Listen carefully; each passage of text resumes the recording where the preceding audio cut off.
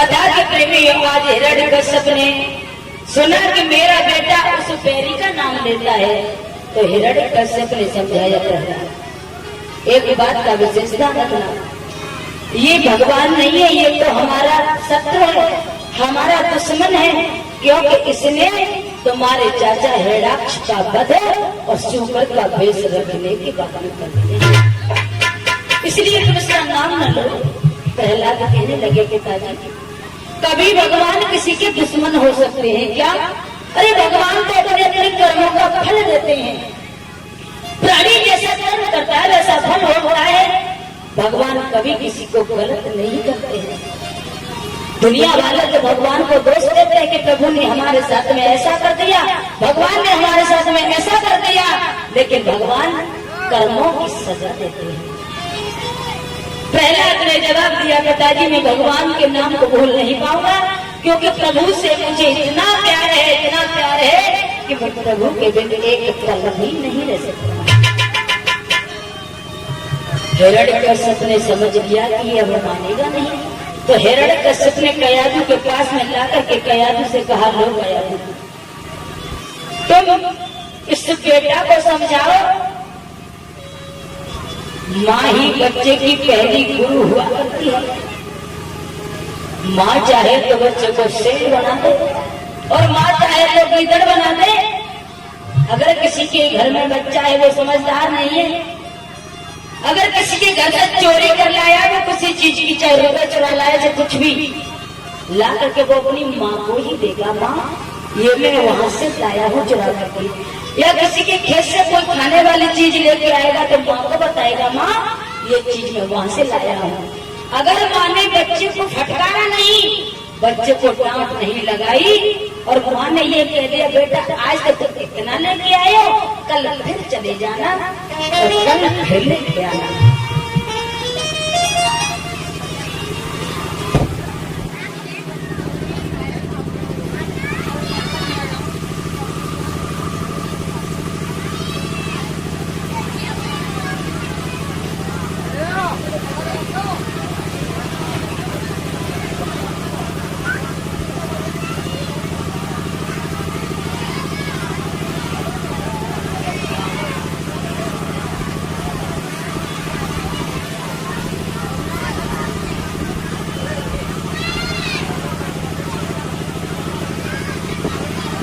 श्री राधे बोली वृंदावन बिहारी लाल की जय, जय श्री राधे।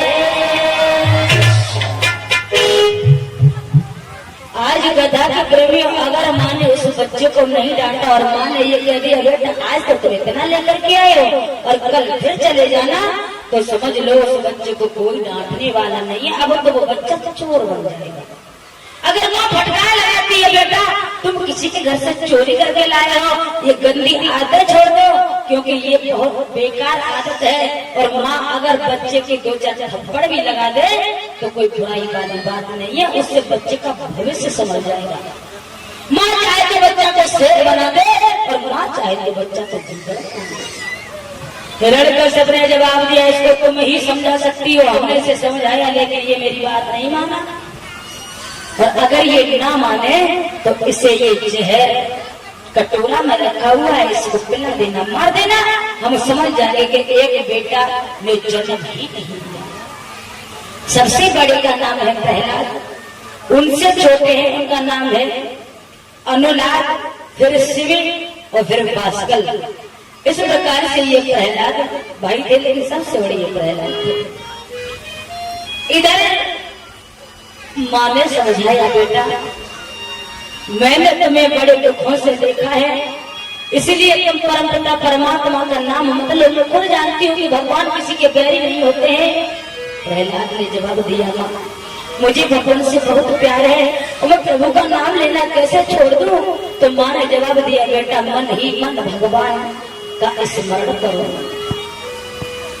प्रभु को भूलो ना, लेकिन आप इस आवाज को अपने मुंह से बाहर मत करो, क्योंकि तुम्हारे पिता को दुख होता है, जलन होती है। प्रहलाद कहने लगे, माँ अगर मुझे भगवान की भक्ति है मेरे पास और मुझे भगवान से प्यार है, तो माँ मेरा कुछ नहीं बिगड़ेगा। पिता ने जब जहर के लिए बोल दिया है तो मैं भगवान का नाम लेते लेते इस जहर को पी जाऊंगा। और जैसे ही कटोरा को हाथ लगाया प्रहलाद ने, माँ एकदम से चीख पड़ी, बेटा! एकदम माँ पछाड़ खा जमीन पर गिर गई और प्रहलाद ने उस कटोरा को अपने मुंह से लगाया और उस जहर का पान कर जाते हैं मैया को होश नहीं रहा। और जब होश नहीं रहा, व्यासनंदन सुखदेव समझाने लगे, हे राजन परीक्षित, आज मैया को जैसे ही होश आया प्रहलाद की तरफ देखा, फिर माँ ने कटोरा की तरफ देखा, कटोरा खाली है। माँ कहने लगी, बेटा प्रहलाद, इस कटोरा में जहर है। प्रहलाद कहने लगे, माँ तुम जहर की बात करती हो, इस कटोरा में जहर नहीं था, बड़ा मीठा अमृत के समान था, मैंने उसको पी दिया, पिता ने जहर नहीं दिया। भगवान के नाम पर प्रहलाद को कुछ नहीं हुआ। इसी प्रकार वो हिरण्यकश्यप प्रहलाद के पास आया तो फिर देखा कि भगवान का नाम ले रहे हैं। हिरण्यकश्यप ने कहा, गया दूर, अरे तुमने से समझाया नहीं, ये तो फिर उस दुश्मन का नाम ले रहा है। कया ये दोनों हाथ जोड़े प्राणनाथ, मैंने इसे बहुत समझाया और ये मेरी बात नहीं माना तो हमने तुम्हें जहर दिया था, इसको जहर देके मार देती। कयालू ने जवाब दिया, भैया मैं क्या मारती, इसने खुद ही जहर पी लिया, लेकिन मेरी समझ में ये नहीं आया कि ये बच कैसे गया। हिरण्यकश्यप ने जवाब दिया, तुम झूठ बोलती हो और तुम ना हो इसलिए मारना नहीं चाहती हो। ठीक है, तुम नहीं मारोगी तो इसको हम अपने ही हाथों से मारेंगे। तो प्रहलाद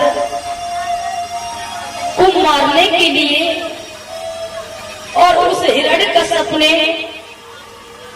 तेल इतना गर्म कराया, तेल इतना गर्म कराया, वो तेल धुआं देने लगा और हिरण्यकश्यप का हाथ पकड़ा और जवाब दिया, और दुष्ट, तू मेरी संतान नहीं है। सुन, मैं तुझसे अभी भी कहता हूँ, तू अभी भी समझ जा, उस वैरी का नाम लेना छोड़ दे, और नहीं लेना छोड़ेगा तो ये जहर, ये तेल है, खोल रहा है, ये धुआं दे रहा है, इतना गर्म है कि अगर तू इस तेल में गिर जाएगा तो तेरा गिरते ही गिरते प्राणायाम हो जाएगा। पहला डरने लगे, हे भगवान, हो सकता है कि मेरे प्राण ना बचे। प्रहलाद घबराने लगे, पिताजी ऐसा ना करो, मुझे मारो ना, मुझे भगवान के नाम से प्यार है। उसी समय पर भैया इतनी बात कहने के बाद में प्रहलाद का हाथ पकड़ा और उसे गर्म तेल में पटक दिया। प्रभु की ऐसी कृपा हुई, भगवान ने उसी समय उस तेल को एक ठंडे जल के समान बना दिया। बोले गोविंद भगवान की। ठंडे जल के समान बनाया, देखा इसका कुछ नहीं हुआ। अब हिरण्यकश्यप देखते ही देखते रह गया। उसके बाद में हिरण्यकश्यप और उस प्रहलाद को ऊंचे से पर्वत पर लेकर के पहुंच गया। दुष्ट, हम तुझे जिंदा नहीं छोड़ेंगे, अब देखेंगे कि तेरा वो भगवान, तेरा वो नारायण, तेरा वो परम पिता तुझे बचाने कैसे आएगा। इतने ऊंचे से पहाड़ से तू बच नहीं पाएगा। और जैसे ही आवाज लगाई है, हे मंत्रियों, हे जल्लादों, से ऊपर से धक्का मारो, तो प्रहलाद कहने लगे, पिताजी से मम्मी भी मुझे मारो ना, क्योंकि मुझे भगवान के नाम से बहुत प्यार है। कि मोहे राम नाम प्यारो,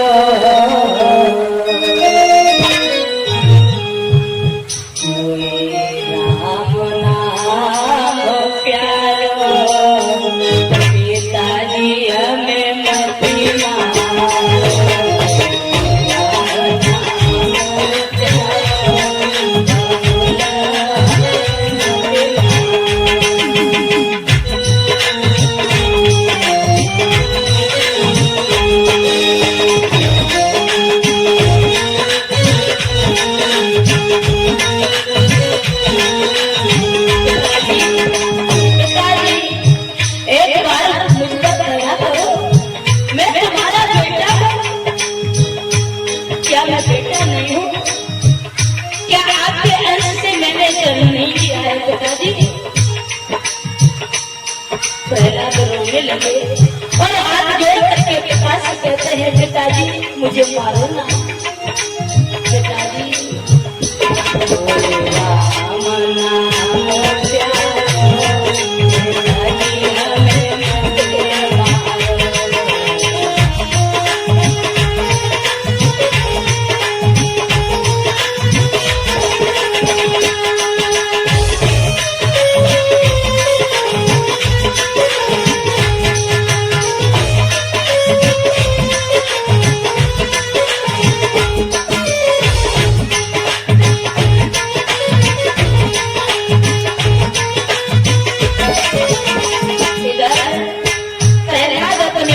विनती करते जाते हैं, लेकिन लड़का सपने एक बात नहीं सुनी। आवाज लगाई धक्का मार दो, ऊपर से धक्का मारा। ध्यान रखना कथा के प्रेमियों, आज पृथ्वी मैया ने इस भगवान के भक्त को अपनी गोद में इस प्रकार से ले लिया कि एक माँ जन्म देती और अपने बेटा को कहीं छोड़ नहीं करने देती, गोद में लेने के बाद में आज पृथ्वी मैया ने अपनी गोद में ले लिया।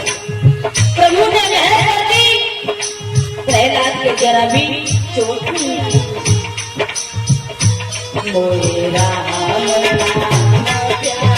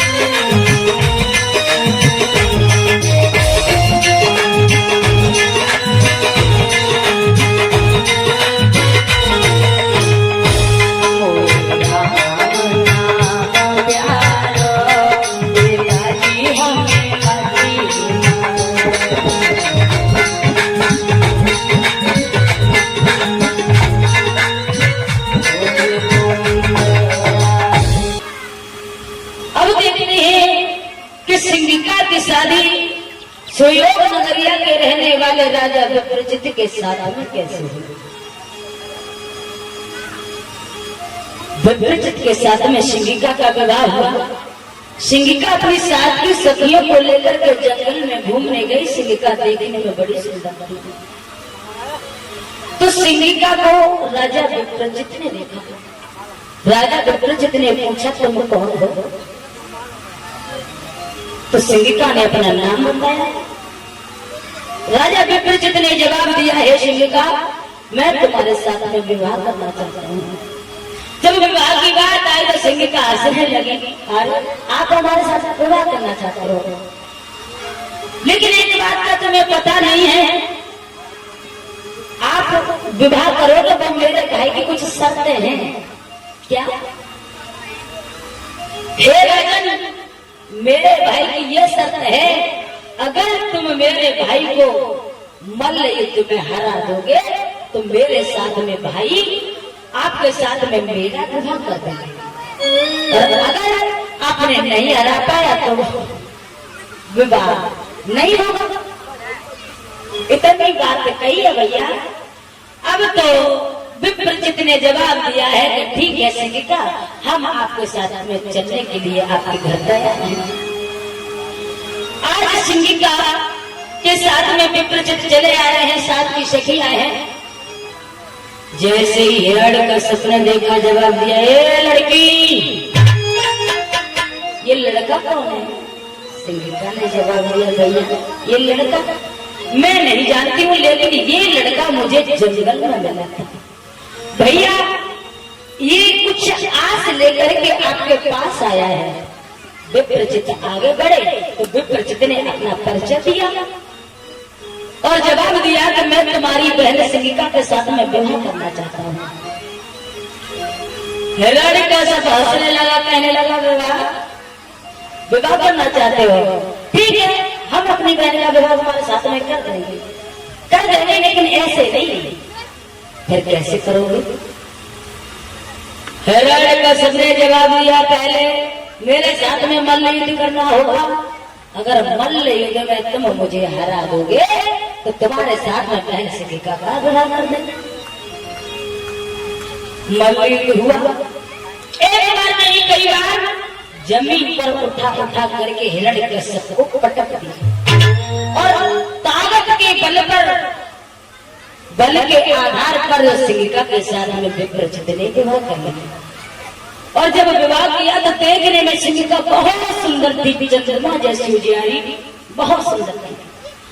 हिरण्यकश्यप ने देखा कि मेरी बहन के साथ में और इसने विवाह कर लिया और मुझे हराने के बाद में, खैर कोई बात नहीं, मैं बदला अवश्य लूंगा। विप्रचित भी देखने में बहुत सुंदर है। अब जोड़ी इतनी सुंदर, हंस हंसली जैसी जोड़ी बन गई। सिंगिका शीतला माँ की सेवक थी, पुजारी थी, तो माँ के मंदिर में पूजा करने पहुंच गई। तो माँ की पूजा की तो माँ प्रसन्न हुई और प्रकट हो गई, बोली देवी, हे देवी सिंगिका, तुमने मेरी पूजा की है, इसलिए सुनो, तुम्हारा ये जोड़ा बहुत अच्छा है। मैं तुम्हें शीतला चीर दे रही हूँ और जब तक तुम्हारे सिर पर रहेगा तुम्हारे पति की लंबी आयु की कामना ही होती रहेगी।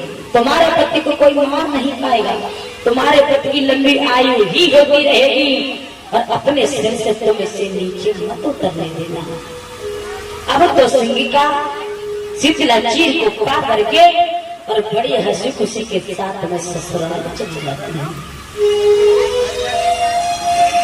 हिरण्यकश्यप ने विचार किया, मैं बदला लूंगा, भरी सभा में इसने मुझे हराया है, मुझे लज्जित होना पड़ा है।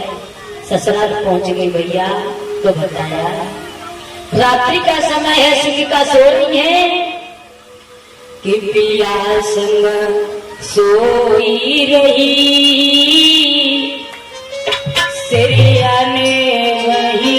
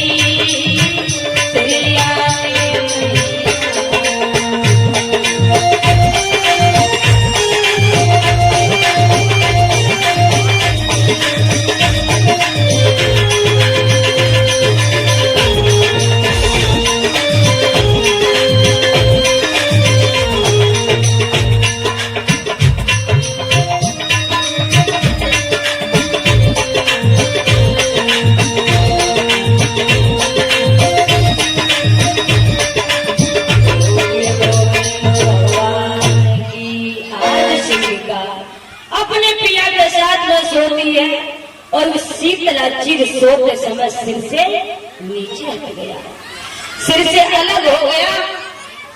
हिरण्यकश्यप ने मौका देखा और तलवार से अपने बहनोई का सिर धड़ से अलग कर दिया, मार दिया। अब तो सिंगिका कहने लगी है, ओरे दुष्ट भैया, मुझे ये नहीं पता था कि तू अपनी हार का बदला और मेरे पिया की मौत से ले। तूने तो मेरी जिंदगी बर्बाद कर दी। अब मेरी ये बारी उम्र है, ये कैसे कटेगी। आज सिंगिका पिया की लाश पर बिल्ला करने लगी है, रोने लगी है बेचारी। आज रोती नहीं तो सिंगिका को बहुत समझाया है, सब इकट्ठे हो ही जाते हैं। अगर कहीं पर कोई दुख आ जाता है, सबने समझाया है, तो संसार में आया है उसे जाना है, लेकिन सिंगिका दुख न करो। अब सिंगिका बड़े दुख के साथ में जीने लगी है, क्योंकि जोड़ा में से या तो पत्नी गुजर जाए या पति गुजर जाए तो वो गाड़ी का एक पहिया चलना बड़ा मुश्किल हो जाता है। अगर दो पहिया होते वो आसानी से गाड़ी चलती जाती है। बिना जोड़ा के कुछ नहीं है, क्योंकि कोई किसी का नहीं होता। अगर हम गुमान करते हैं कि हमारा ये बेटा है या बेटी है, बेटी तो पराई घर की हो जाती है, और बेटा का जब विवाह कर लेते हैं ना तो बेटा भी पराई घर में हो जाता है। तो आगे आने वाले समय में ये होता है कि बेटा बूढ़े माँ बाप को त्याग देता है। अगर बेटा हो तो श्रवण कुमार के जैसा हो, माता पिता का आज्ञाकारी हो, वही बेटा बेटा कहलाता है, वही पूत कहलाता है। अगर माता पिता को धोखा दे वो पूत नहीं, कपूत कहलाता है। अब तो सिंगिका धीरे धीरे धीरे धीरे जीने लगी है, बड़े दुख के साथ में समय को व्यतीत करती है। तो हिरण्यकश्यप ने देखा कि सिंगिका के पास में वो शीतला चीर है, और हम सिंगिका से कहेंगे कि इस दुष्ट प्रहलाद को मार दे। सिंगिका के पास में वो हिरण्यकश्यप पहुंचा और कहने लगा, बहन एक काम करो। क्या? देखिए, तुम्हारे भैया को उस नारायण ने मारा है, उस विष्णु ने मारा है रूप बदलने के बाद। इसलिए तुम्हारा जो भतीजा है प्रहलाद, वो उस दुश्मन का नाम लेता है, और तुम्हारे पास में शीतला चीर है बहन, तुम उस प्रहलाद को मार दो, क्योंकि हम आपको चारों तरफ अग्नि जला देंगे और तुम्हारा तो कुछ नहीं होगा। शीतला चीर तोड़ करके बैठ जाना, वो प्रहलाद जल जाएगा। तो सिंगिका के दिमाग में एक बात आया। सिंगिका विचार करती है, हमारे परम पिता परमात्मा, इस जन्म में तो मैंने कोई पति का सुख नहीं देखा है, इस जन्म में मैंने कोई अपने पति से दुख और सुख की बात नहीं कह पाई। अगर मैंने इस जन्म में भगवान के भक्त को मार दिया तो मेरा कभी कल्याण नहीं होगा।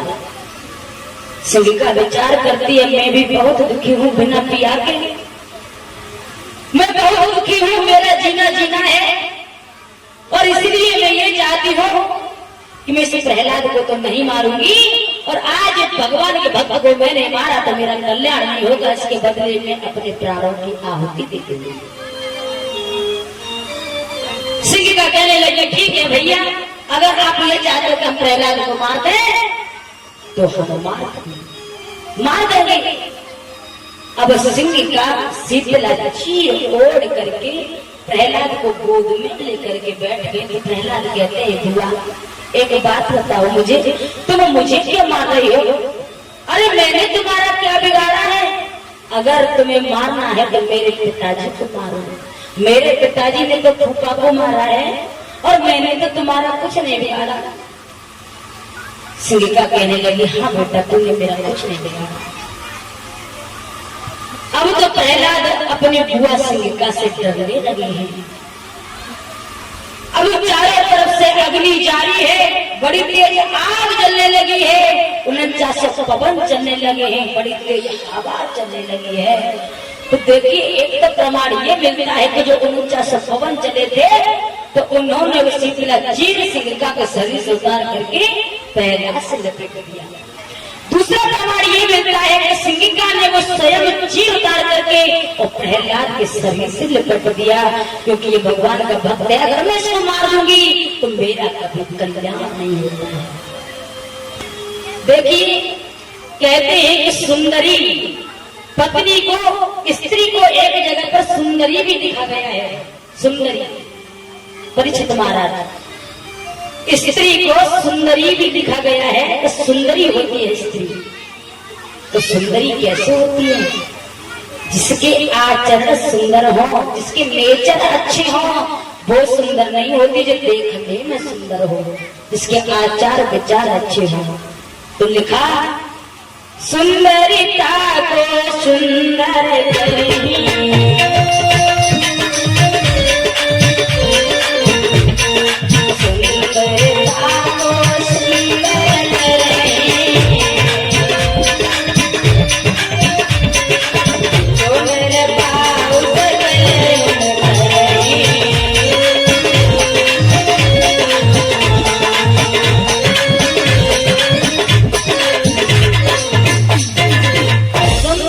बताया है जिस प्रकार से अनुसुईया, सीता, सावित्री, अनुसुईया के दर्शन करने तीनों देवता भी आए थे परीक्षा लेने के लिए, उनको सुंदरी कहा गया है। और सुंदरी तो इस दुनिया में एक से एक सुंदरी है, जिसके आचार विचार अच्छे हैं वही सुंदरी है, जिसके दर्शन करने के बाद में देवता भी धन्य हो जाते हैं। तो आज उन्होंने अपना शीतला चीर शरीर से लपेट दिया। अब तो अग्नि जलती रही, वो सिंगिका जल करके उसमें राख हो गई। उस सिंगिका का भी उद्धार हो गया भगवान के नाम पर। अब जैसे ही अग्नि समाप्त हुई, वहां पर दैत्य भी खड़े हुए हैं और देवता आकाश मंडल से निहार रहे हैं, देवता दर्शन कर रहे हैं। तो शीतला चीर में लपेटे हुए प्रहलाद बैठे हुए हैं। राक्षसों ने देखा गए इसमें सिंगिका है, और जैसे ही प्रहलाद ने वो शीतला चीर हटाया और राक्षसों ने देखा गजब हो गया, एकदम ईंट पत्थर मारने लगे हैं, धूल मिट्टी प्रहलाद के ऊपर मारने लगे, कीचड़ फेंकने लगे हैं। और जैसे ही देवताओं ने देखा, आपस में गले लगने लगे हैं, जय जयकार करने लगे हैं, पुष्पों की वर्षा करने लगे हैं और रंग गुलाल की होली खेलने लगे हैं। तो सिंगिका का जलने के बाद में नाम पड़ा होलिका। बोले होलिका मैया की। उसी समय से ये होली मनाई जाती है। तो यही पहचान है महाराज जी, जो कीच मिट्टी से होली खेलते हैं। देखिए, भगवान ने ऐसे पृथ्वी पर सब भेजे हैं, पापी भी भेजे हैं और भगवान के भक्त भी भेजे हैं, देवता अंश भी भेजा है और राक्षस अंश भी भेजा है। इस पृथ्वी पर 84 लाख योनियां हैं और प्रभु ने सब कुछ इस पृथ्वी पर भेजा है। तो इस पृथ्वी पर राक्षस भी हैं और देवता भी हैं, देवता अंश भी है। तो यही पहचान है जो होली के समय पर कीच और मिट्टी की होली खेलते। मैं नहीं कह रही भैया, ये हमारी भागवत गीता बता रही है। वो राक्षस अंश होता है जो घर परिवार को मिलाकर के नहीं चलते, भाई भाई में झगड़ा होता है, वो भाई भाई नहीं होते, एक दूसरे का बदला लेने आते हैं, लड़ झगड़ते हैं। वो घर नहीं होता, वो नरक होता है। जिस घर में प्यार न हो वो नरक होता है, वो राक्षसों का पास होता है। जिस घर में प्यार है, स्वर्ग और नरक कहाँ है? जिस घर में सुख शांति है वहीं पर स्वर्ग है। और जो रंग गुलाल से होली खेलते हैं वो देवता अंश होते हैं। ये पहचान है। अब जौ हम बांटते हैं होली के समय पर, जो जौ भूजने जाते हैं, जौ के बदले हम गेहूं भी भूज सकते हैं, चना भी भूज सकते हैं, मटर भी भूज सकते हैं, वो भी सभी भक्तों को बांट सकते हैं कि लोग खा लो, हमने भूजी है। लेकिन हम जौ क्यों भूजते हैं? जो जौ की बाल होती है उसका एक भी दाना अलग अलग नहीं होता, एक दूसरे से सटा हुआ होता है, चिपका हुआ एकदम दाना चिपका हुआ होता है। और जो गेहूं की बाल होती है उसके जो दाने होते हैं वो 3-3, 2-2, 4-4 के हिसाब से अलग अलग जुट होते हैं। हम जौ भूजने के बाद में सबको बांटते हैं फिर गले लगते हैं। जिस प्रकार से जौ की बाल में एक दूसरे से दाना सटा हुआ है, इसी प्रकार से हम और आप एक दूसरे के निकट ही रहे, हमारे और आपके अंदर इतना ही प्रेम बना रहे। बोलिए बाके बिहारी लाल की जय, जय श्री राधे। अब तो उसे हिरण्यकश्यप ने देखा ये दुष्ट फिर नहीं मरा, फिर बच गया। तो परीक्षित महाराज व्यास नंदन सुखदेव समझाने लगे, हे राजन परीक्षित, अब तो उसने एक लोहे का खंभा इतना गर्म कराया, इतना गर्म कराया कि वो लोहे का खंभा लाल पड़ जाता है। हिरण्यकश्यप कहने लगा, और प्रहलाद चल आगे बढ़, अब मैं देखूंगा कि तुझे वो भगवान कैसे बचाने आएगा। अब तेरे प्राण नहीं बचेंगे। प्रहलाद कपने लगे, पैरों से लेकर के सिर तक प्रहलाद की कपड़ी छूट गई कि मैं अब नहीं बचूंगा। ये खंभा इतना लाल है, इतना गर्म है कि अग्नि के समान दिखाई दे रहा है। तो प्रहलाद उस खंभा को निहार रहे हैं। भगवान ने छोटा सा रूप, सूक्ष्म रूप चीटी का बनाया और सूक्ष्म रूप रखने के बाद में खंभा के ऊपर रहने लगे। तो प्रहलाद की नजर पड़ी, गाहे परमात्मा, इस छोटी चीटी का शरीर इस खंभा से नहीं चल रहा है, तो मेरा तो ये विशाल शरीर है, मेरा तो कुछ नहीं होगा। प्रहलाद आगे बढ़े और जैसे उस खंभा की जेट भरनी चाहिए, एकदम वो खंभा फटा और नरसिंह भगवान का अवतार हो गया। बोले नरसिंह भगवान की।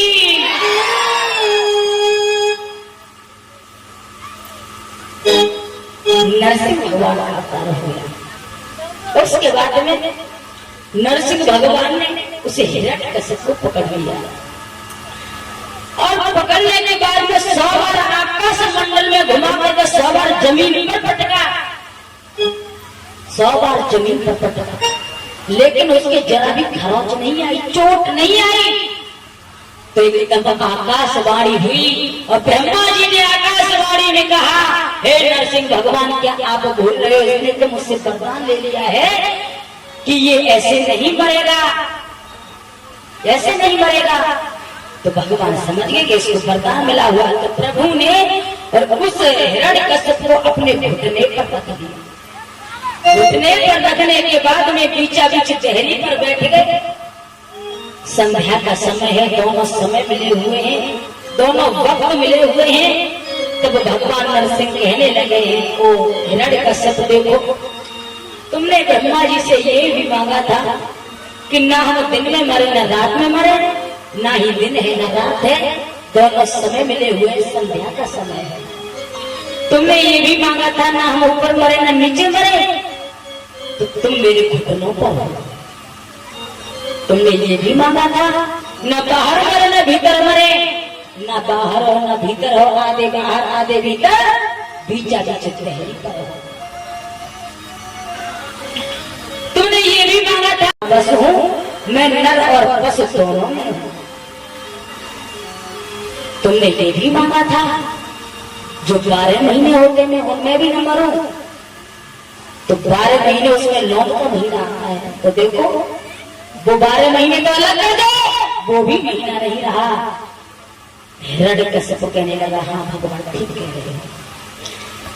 भगवान कहने लगे, और तुमने ये भी मांगा था ना हम तीर से मरे न तलवार से मरे, मेरे पास में कोई अस्त्र शस्त्र नहीं है, मेरे बड़े बड़े नाखून हैं और इन नाखूनों के द्वारा तुम मारे जा रहे हो। हिरण्यकश्यप कहने लगा, प्रभु मुझे क्षमा करो और मैं समझ गया हूँ कि आज मेरा अंत समय आ चुका है। तो भगवान ने अपने घुटने पर रखने के बाद में और बीच में से उसका पेट फाड़ दिया। बोले नरसिंह भगवान की।